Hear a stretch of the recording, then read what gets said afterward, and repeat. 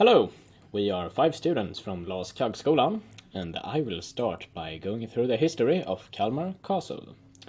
And the castle, once a formidable stronghold outlasting countless battles against Denmark, has now put its violent past behind. The castle is today a popular attraction for tourists as well as an icon for Kalmar city. In this video, we will guide you through this legendary castle's history, from fortification to landmark.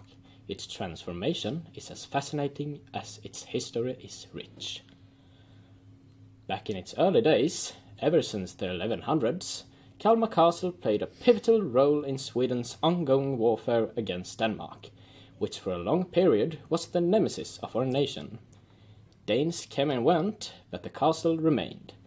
Beyond sheltering our ancestors behind its walls, the castle later became the center of one of Scandinavia's most influential political events through history, the Kalmar Union. Many centuries later, with battles and unions remaining in the past, the fortification has been restored and decorated into the majestic and beautiful castle we all know and admire today. The deep history of the castle can be traced as far back as to the late 800s to the early 900s. However, it is unsure when the production actually began, but it is said that the production was completed at the end of the 12th century. Year 1337, Magnus Eriksson upgraded the castle with 4 defensive walls and the extruded gate there is today. As before, there were only the main park for the castle and only the core buildings.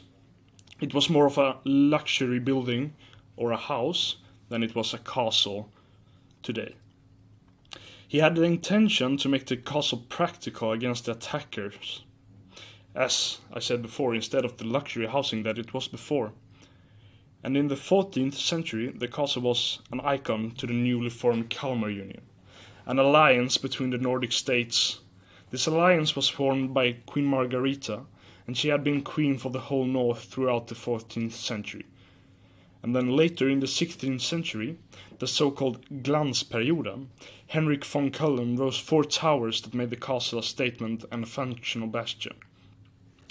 Also, the Vasa kings at the time, Gustav, Erik, and Johan III, rebuilt the medieval castle and made it into a Renaissance palace as well, furnished and decorated with continental fashion.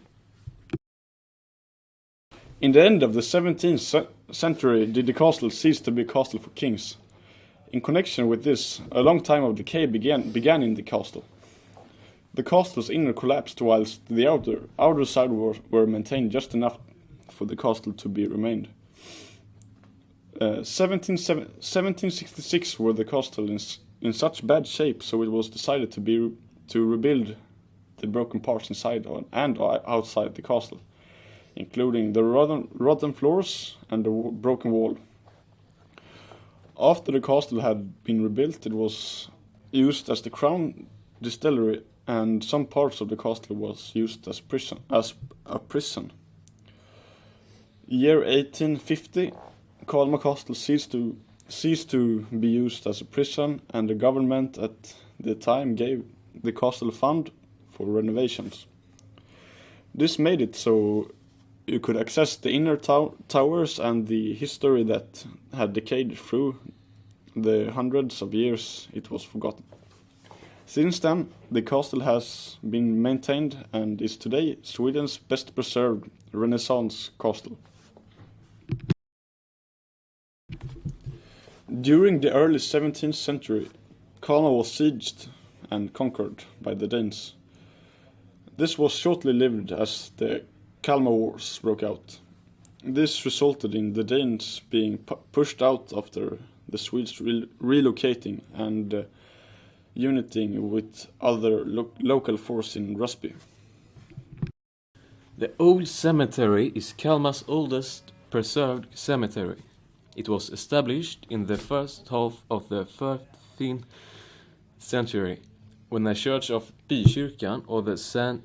Nikolai Church as it was called, began to be built. The church and cemetery were in the middle of the medieval Kalmar at the city square. By this time, Kalmar had grown into one of the most important trading cities in Sweden.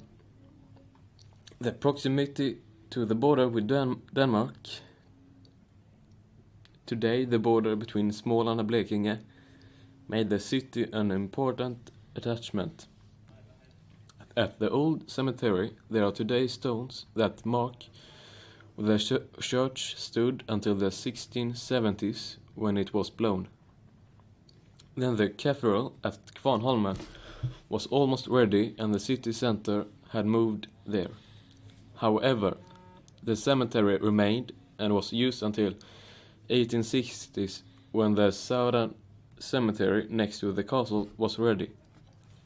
The yellow tomb above was built for assistant professor Johan Stagnall, who was dead 1795, and his wife Anna Margareta Putin, which died in 1773.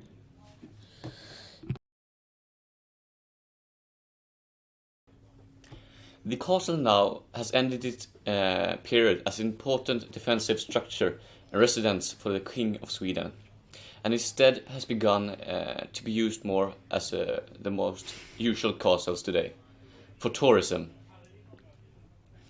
It serves a lot of different functions, which all have a castle theme.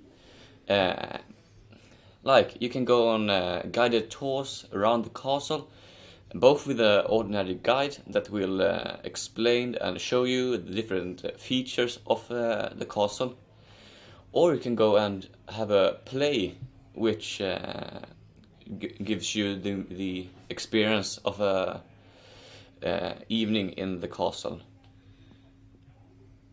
There is also the ability to host different events and happenings, like weddings or conferences, and this all ties in very well with a restaurant that is located in the castle and is one of the attractions that brings tourism to the castle.